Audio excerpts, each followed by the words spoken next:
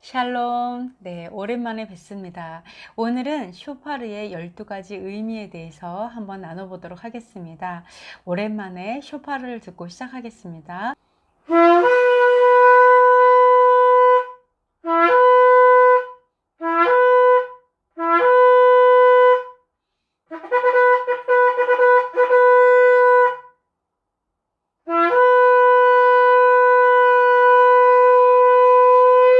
감사합니다. 역시 하나님의 나팔 소리는 언제 들어도 너무나 평안하고 깊은 것 같습니다. 우선은 쇼파르는 하나님의 임재와 그리고 언약을 기억하게 하고 또 예배 때 부르고요. 전쟁 시에 부르고 절기에 부르고 또 회개를 촉구하는 그런 여러 가지 의미들이 있습니다. 그렇다면 이러한 것들을 성경에서 한번 찾아보도록 하겠습니다. 첫 번째로 여호와께서 나팔 소리와 함께 임재하시고 나팔 소리와 함께 올라가십니다. 이스라엘 백성이 시내산에서 언약궤와 법도와 율례와 규례들을 다 받을 때였습니다. 그때 우레가 치고 번개가 우르릉캉캉 치고 또 구름이 자욱하고 아주 큰 나팔 소리가 들렸습니다. 그때 백성들은 너무나 두려워서 덜덜덜 떨었죠. 심지어 나팔 소리가 점점점 커지면서 여호와 하나님께서 음성으로 말씀을 하시기 시작했습니다. 이때 여호와께서 직접 산 꼭대기에 임재하셨습니다. 강림하셨습니다. 그래서 이렇게 이것을 보는 것처럼 나팔 소리와 함께 하나님께서 이 땅에 오시는구나. 그리고 또한 나팔 소리 중에 올라가시도다 라고 이야기하고 있습니다. 그래서 여호와 하나님께서는 나팔 소리와 함께 오시고 나팔 소리와 함께 가시는 그런 여호와 하나님을 보실 수가 있습니다.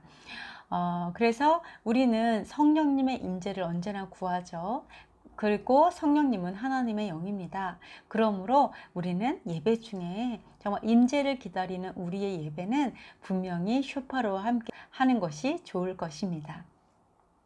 그리고 두 번째를 보겠습니다. 두 번째는 나팔 소리를 불면서 다윗이 언약궤를 가져왔습니다. 수금과 음성과 쇼파르와 은나팔로 즐겁게 소리치며 찬양하고 비파, 소고, 현악, 퉁소, 재금 그리고 춤으로 모든 악기로 찬양합니다.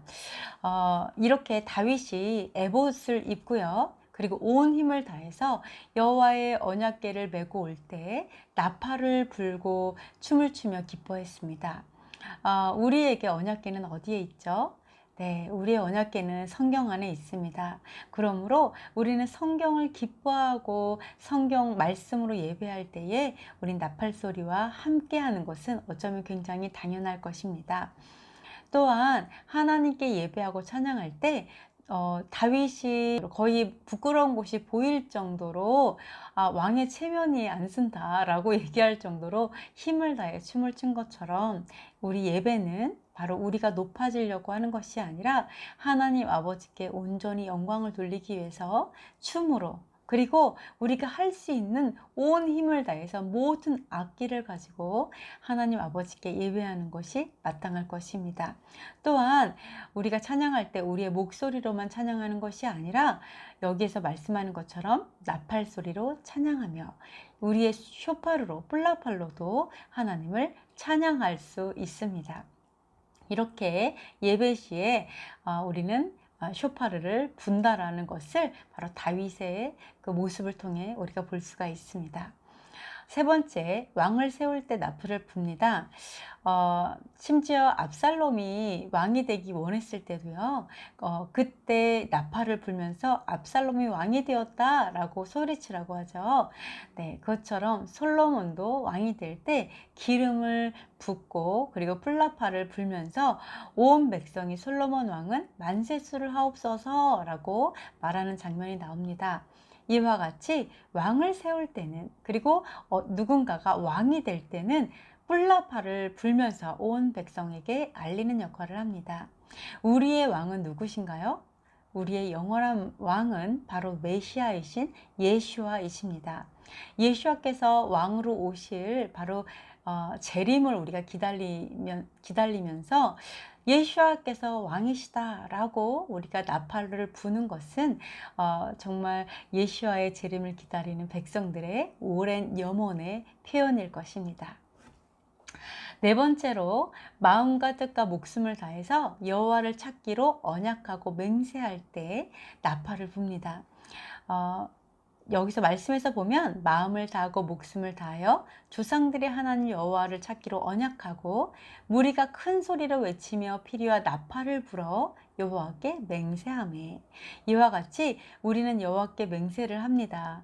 하나님, 제가 마음을 다해서 목숨을 다해서 뜻을 다해서 온 힘을 다해서 여호와 하나님만을 찾겠습니다 라고 맹세할 때 하나님 앞에 모든 하나님과 같이 다른 것도 섬겼던 그러한 모든 우상들을 모두 내려놓고, 하나님보다 먼저 됐던 자녀가 있다면 내려놓고, 돈이 됐다면 내려놓고, 직장이 됐다면 다 내려놓고 여호와 하나님만으로 만족합니다.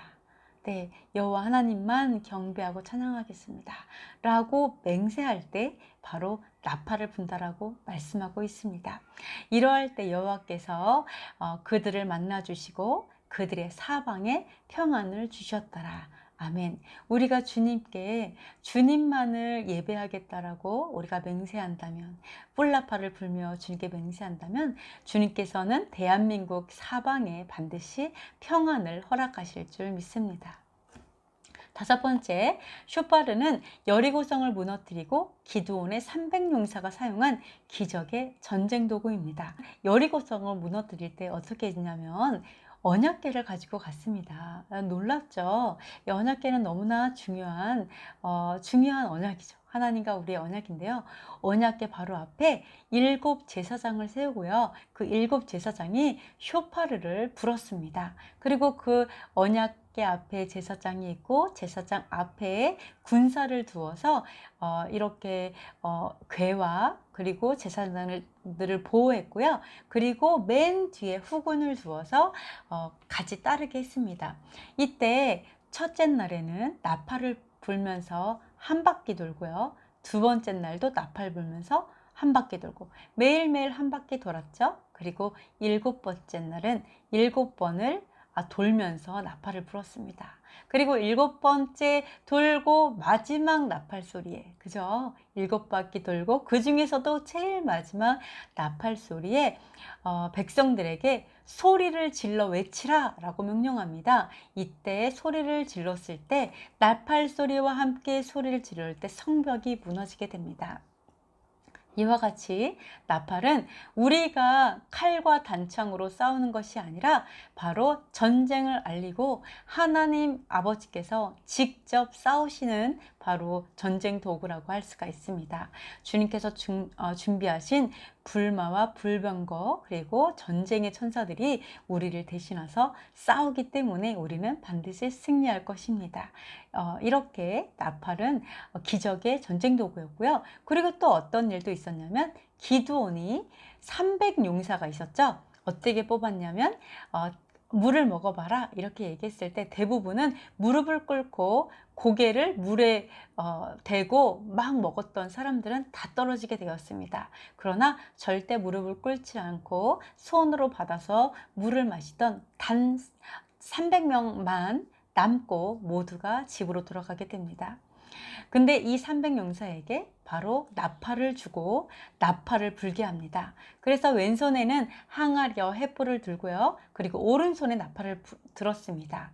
그리고 몰래 가서 성을 다 두른 다음에 항아리를 깨고 그리고 나팔을 불었을 때 어떤 일이 벌어지냐면 그 진 중에 있던 그런 적군들이 너무 혼비백산해서 아군인지 적군인지도 분별하지 못하고 장내들끼리 치고받고 찌르고 죽고 그리고 도망함으로 인해서 전쟁하지 않고 이길 수 있는 바로 그러한 전쟁 도구로 또 쇼파르를 사용하신 것을 또 볼 수가 있습니다. 이와 같이 쇼파르는 전쟁 도구이다. 여호와 하나님께서 직접 싸워주시는 전쟁 도구이다. 이렇게 기억하시면 되겠습니다. 여섯 번째, 전쟁을 위해 모일 때와 해산할 때를 알리는 사인이며 나라들을 동원할 때 이 쇼파를 사용합니다. 그래서 느헤미야가 성벽을 건축했죠. 그럴 때 어떻게 했냐면, 나팔 소리를 만약 너희가 들으면 나에게 나와라. 그래서 함께 싸우자. 이렇게 얘기를 합니다. 그래서 성벽을 건축할 때 이 적군들이 틈을 노리고 언제든지 전쟁하려고 했습니다. 이러할 때 바로 사람들은 칼을 차고 또 일을 했죠. 그러나 일부 사람들은 느헤미야 곁에서 나팔을 들고 준비를 했습니다. 그래서 나팔은 바로 파수꾼의 역할, 가장 먼저 전쟁을 알리는 자, 그리고 성령님에게 가장 민감해야 하는 자로 우리가 볼 수가 있습니다. 그리고 또한 어떤 일도 있었냐면, 요압이 세바를 죽이려고 했죠. 그죠? 그랬을 때 세바가 어떤 성 안으로 도망을 갑니다. 이럴 때 세바의 머리를 그 성에 있는 사람들이 요압에게 건네줬죠. 그래서 요압은 모든 원하는 목적이 다 달성됐고 전쟁을 할 필요가 없어졌습니다. 이때 요압이 나팔을 불게 했죠. 그래서 나팔을 부니까 다 무리가 해산하고 집으로 돌아가게 됩니다. 이와 같이 바로 모일 때와 그리고 해산을 알릴 때도 나팔을 분다라는 것을 볼 수가 있습니다. 땅에 깃발을 세우며 나라들 가운데에 나팔을 불어서 나라들을 동원시켜 굴을 치며, 이와 같이 나라들이 쭉 있어요. 근데 그 나라들을 다 동원시켜서 전쟁해야 될 때도 바로 나팔을 사용한다라는 것을 볼 수가 있습니다. 그래서 나팔은 굉장히 중요한 신호죠. 호루라기와 같은 신호입니다. 그래서 반드시 잘 들어야 되고, 그런 모든 하나님의 사인들이 나팔이라는 것을 우리가 볼 수가 있습니다. 일곱 번째는 여호와께서 나팔을 불게 하십니다. 내가 그냥 불고 싶어서 부는 것도 아니고 뭐 누군가 시켜서 부는 것도 아니고 내 맘대로 부는 것이 아니라 바로 여호와 하나님께서 불게 하시기 때문에 우리가 부는 것입니다. 그러므로 우리는 더 민감해서 성령님께서 언제 불어야 될지 말씀하시는 것에 우리 더 민감하게 느끼고 불어야 할 것입니다. 주 여호와께서 나팔을 불게 하심에 남방 회오리 바람을 타고 가실 것이라. 아멘. 여기서 보시는 것처럼 나팔을 불게 하시는 분이 바로 여호와 하나님이다 라는 것을 보실 수가 있습니다.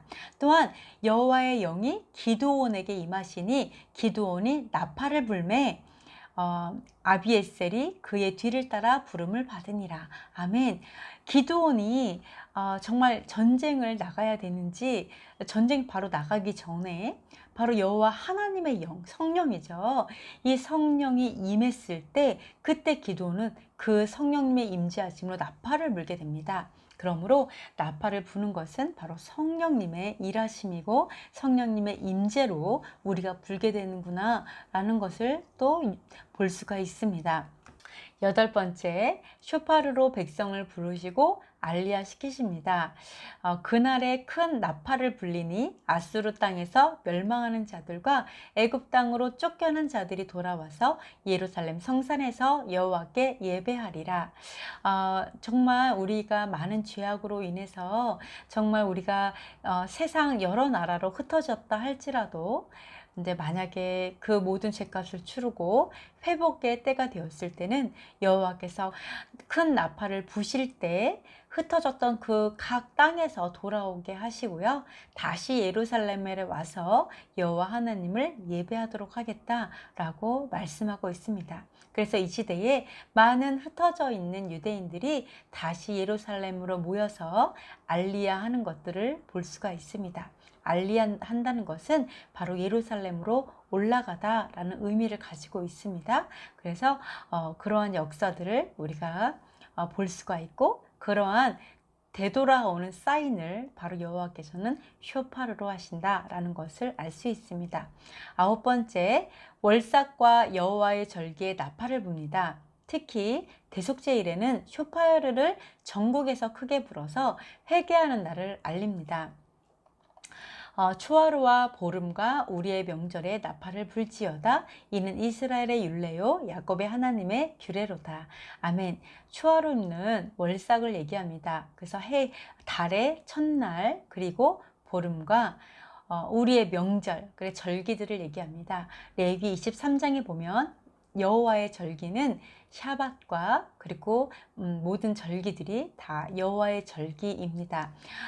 이 절기에 샤밧과 절기와 월삭과 이럴 때 나팔을 부는 것은 이스라엘의 율례이고 야곱의 하나님의 규례입니다.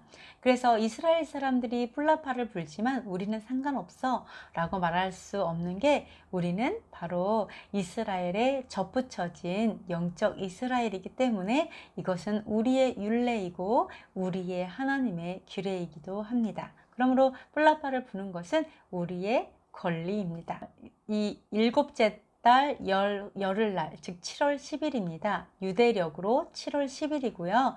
그때가 속죄일, 대속죄일인데요. 이때는 뿔나팔 소리를 내는데요. 뿔나팔이 쇼파르입니다. 전국에서 뿔나팔을 크게 부르라 라고 얘기하고 있습니다. 그래서 어떻게 보면 너무나 중요한 시기죠. 속죄일이다, 즉 회개하는 날이라는 것을 알리라고 말씀하고 있습니다. 이번에도 대속죄일을 여러분이 이제 하루는 하나님 앞에 금식하며 회개하는 그런 특별한 날을 맞이하면 좋겠습니다.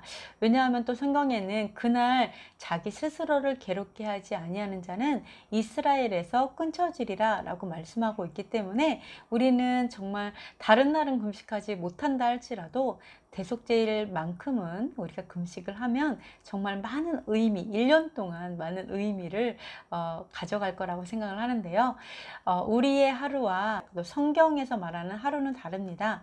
성경은 저녁이 되며 아침이 되니 하루죠. 그렇기 때문에 우리 속죄일은 9월 28일입니다.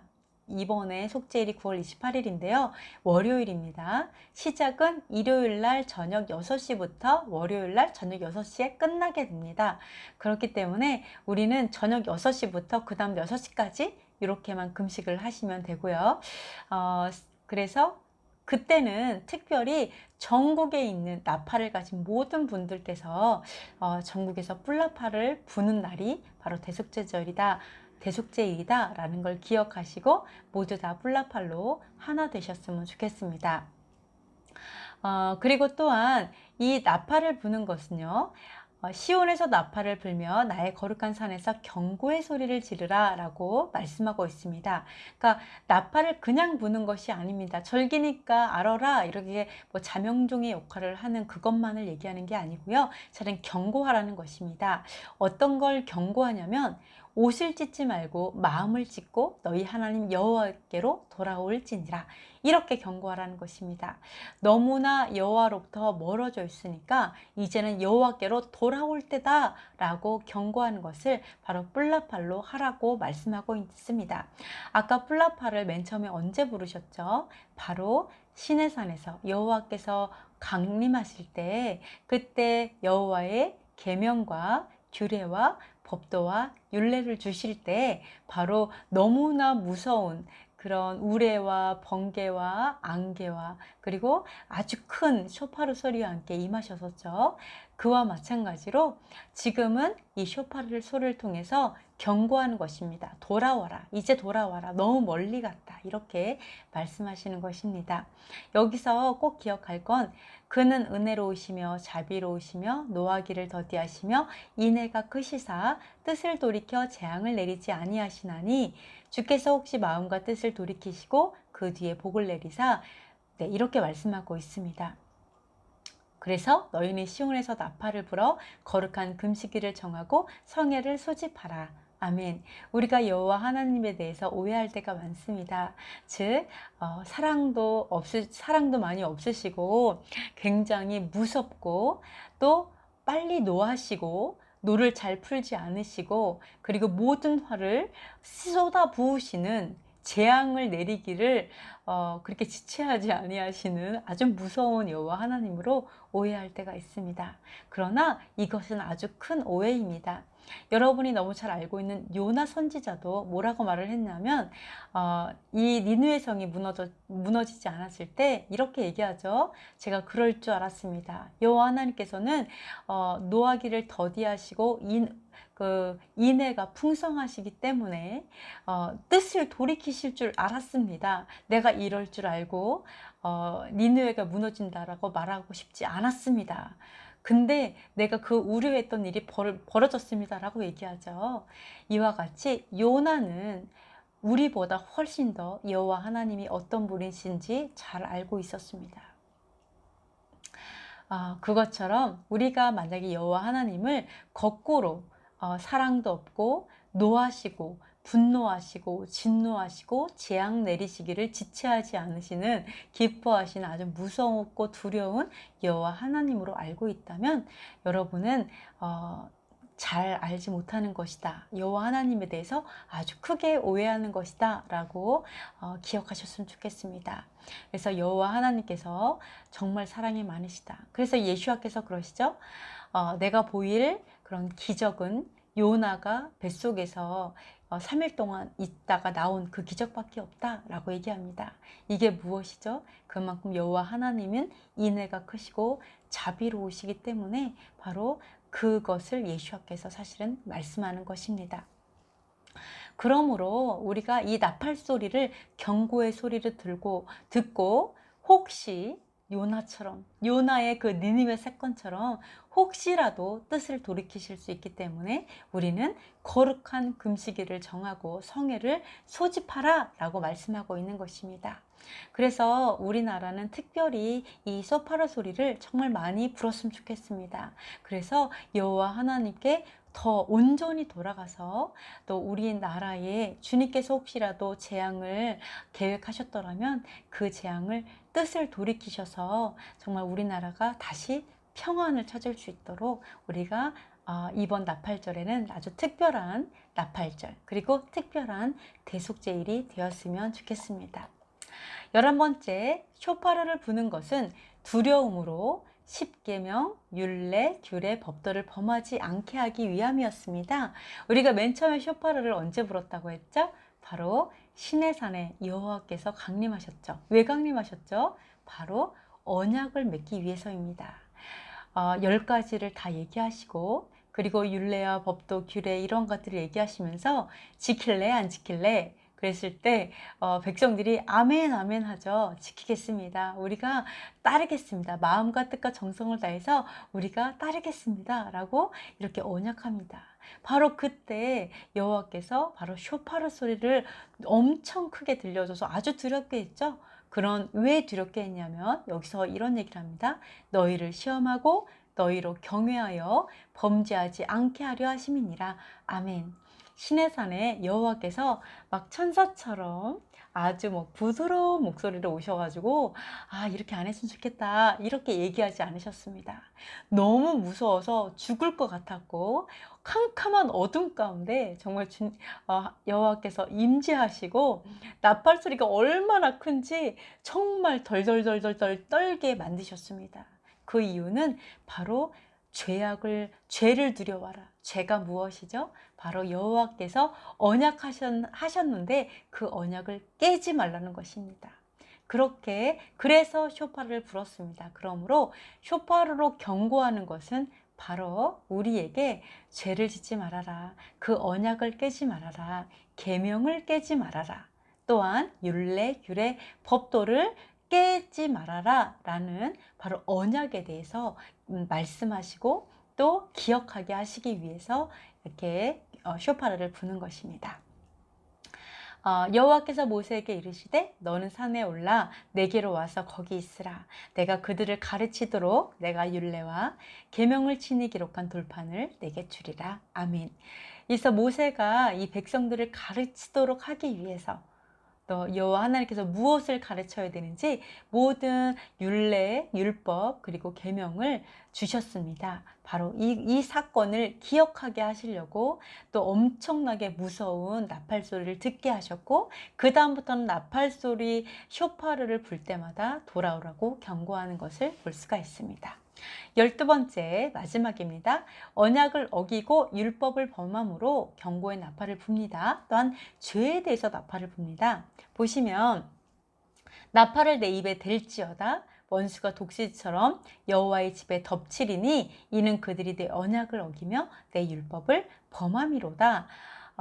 그러면서 그들이 장차 내게 부르짖기를 나는 나의 하나님이여 우리 이스라엘이 주를 아나이다 하리라. 이스라엘이 이미 선을 버렸으니 원수가 그를 따를 것이라. 아멘. 여기서 참 재밌는 이야기들이 있습니다. 그러니까 나팔을 부르라고 얘기합니다. 왜? 이유는 뭐냐면 언약을 어겼기 때문에, 율법을 범했기 때문에 나팔을 부르라 이렇게 말씀하고 있습니다. 아까도 그 똑같은 말씀이죠. 근데 그들이 뭐라고 얘기하냐면 나의 하나님이여 우리 이스라엘이 주를 아나이다 이렇게 얘기한다는 거예요. 네, 그러니까 너 왜 이 언약을 어기고 율법을 범하냐 라고 얘기를 했을 때 그들은 하나님을 알고 있다라고 생각한다라는 겁니다. 네. 근데 하나님께서 거꾸로 뭐라고 얘기하냐면 이스라엘이 이미 선을 버렸으니, 선은 뭐죠? 바로 하나님이시죠. 하나님의 선한 것을 버렸으니까 원수가 그를 따를 것이다 이렇게 말을 합니다. 우리가 참 많이 오해하는 것이 있습니다. 내가 좀 죄를 졌다고 해서 어떻게 이렇게 집에 어려운 일이 생기고 내가 병이 생기고 또는 여러 가지 나쁜 일이 생길 수가 있어? 하나님 정말 사랑이 없나 봐. 하나님 나를 버리셨나? 하나님 면마신 거 아니야? 이런 생각할 때가 있어요. 그런데 하나님 뭐라고 얘기하냐면 너희가 선을 버렸기 때문에 악이 따르는 거다라고 얘기하시는 것입니다. 바로 하나님께서 우리를 버리신 게 아니라 우리가 하나님을 버렸다는 것입니다.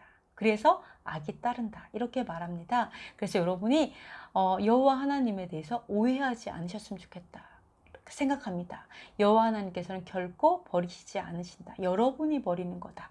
이게 아주 중요하고요. 또 하나는 정말 나팔을 부르라라고 말씀하죠. 그리고 막 경고를 막 하십니다. 그죠? 근데 우리가 어떤 생각할 수가 있냐면 내가 하나님을 아주 잘 알고 있다라고 생각할 수 있어요. 근데 하나님을 잘 아는 자는 하나님의 법도를 버리지 않는다. 하나님을 사랑하는 자는 아버지의 계명을 지키느니라 이런 말씀이 있습니다. 네, 그리고 율법을 범하는 것이 죄를 짓는 거라고 말씀하고 있습니다. 그렇기 때문에 우리가 하나님을 사랑한다면 당연히 아버지의 계명을 지키는 것은 너무 당연합니다. 그리고 내가 하나님을 안다고 얘기하면서 계명을 지키지 않는다면 그 사람은 거짓말하는 자라고 말씀하셨습니다. 여기서 똑같이 말씀하시는 것입니다. 내가 율법을 범하면서도 내가 하나님을 안다라고 얘기한다는 거죠. 그러나 성경은 하나님을 아는 자는 율례와 법도를 지킨다. 그 죄를 짓지 않는다. 이렇게 얘기하고 있습니다. 그리고 또한 이러한 우리의 아주 중요한 책임이 있습니다. 우리들은 모두 다 파수꾼이죠.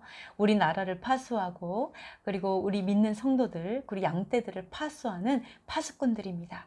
파수꾼들의 책임이 뭐냐면 어떤 백성들이 죄를 졌어요. 그래서 그 죄악으로 인해서 칼이 임할 때 우리가 나팔을 불지 않는다면 즉 뭐냐면 그들에게 그 죄악을 이야기해서 너 그러면 안 돼라고 경고하지 않는다면 그 핏값을 우리에게 찬다고 말씀하고 있습니다.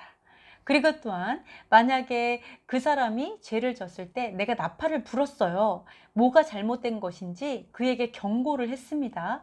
근데도 그 사람이 죄를 뉘우치지 않는다면 우리에게서는 핏값을 하나님께서 찾지 않으시고 그 사람이 자신의 핏값을 죄값을 내게 하신다라고 얘기하고요. 만약에 그 사람이 돌이켰다 그렇다면 가장 좋은 것이겠죠.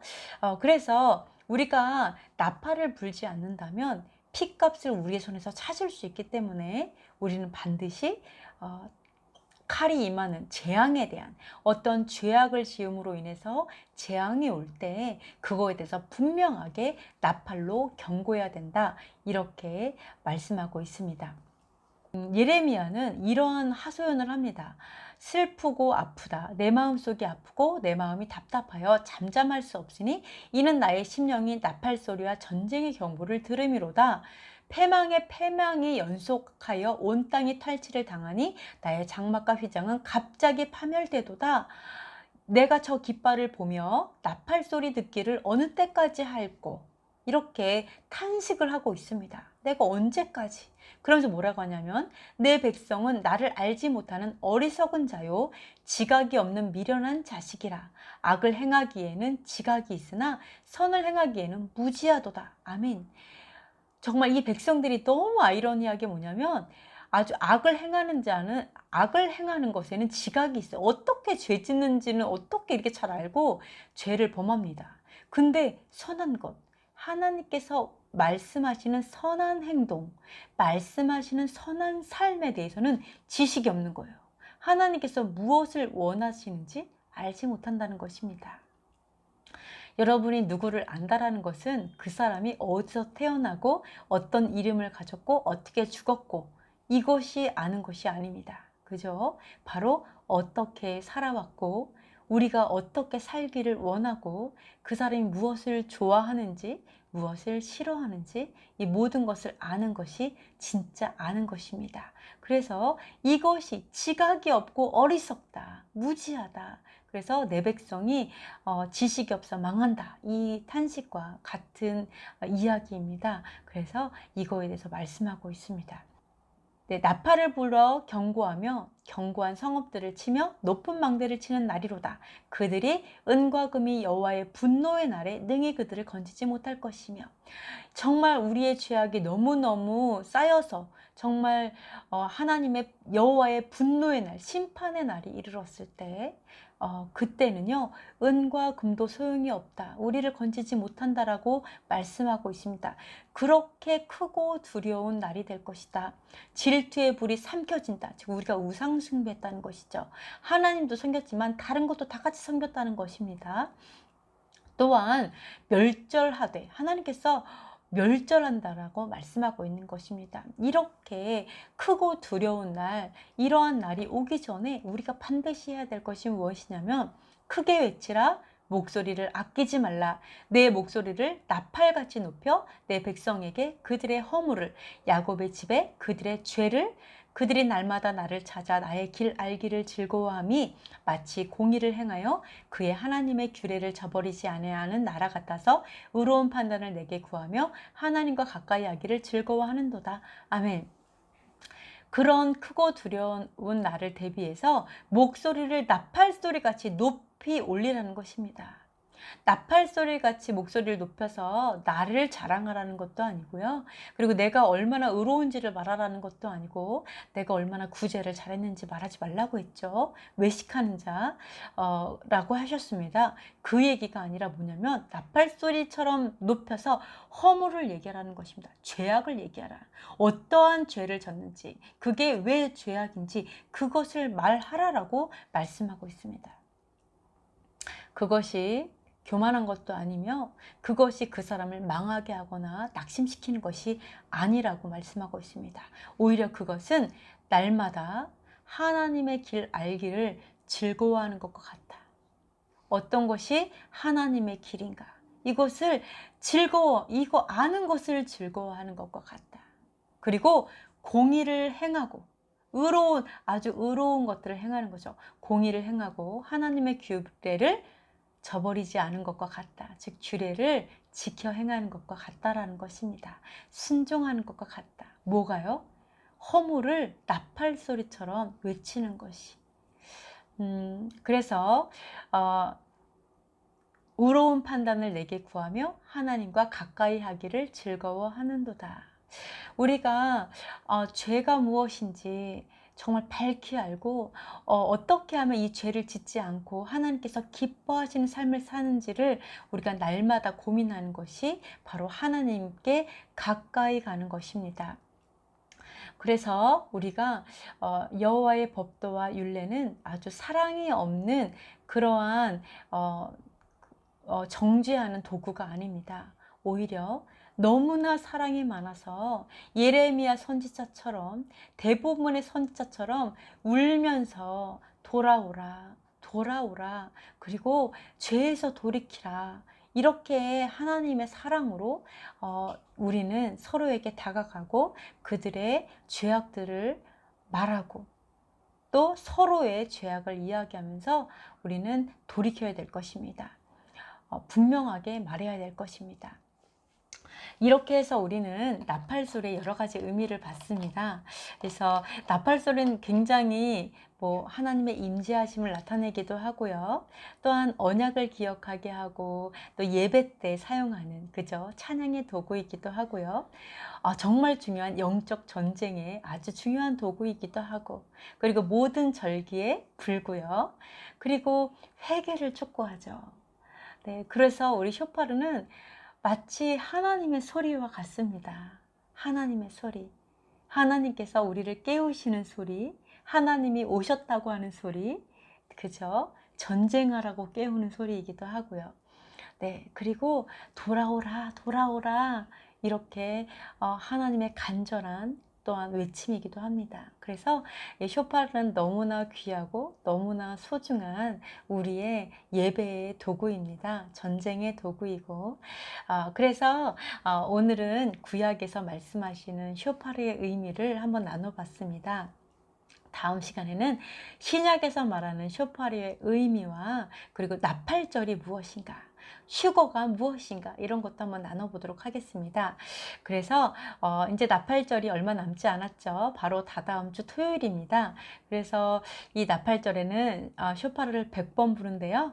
여러분이 쇼파르를 준비하셔서 이 쇼파르를 부른 데에 기쁨으로 동참하셨으면 좋겠습니다. 쇼파르가 쉽게 부러지냐고요? 네, 결코 쉽지 않습니다. 네. 기도하면서 또 은혜를 구하면서 주여 제발 소리가 나게 하옵소서 이러면서 여러분이 아주 새로운 시도를 하면서 하나님의 나팔 소리에 많이 익숙해지시는 아주 특별한 절기가 될 것을 축복합니다. 네, 오늘 여기까지 하도록 하겠습니다. 샬롬.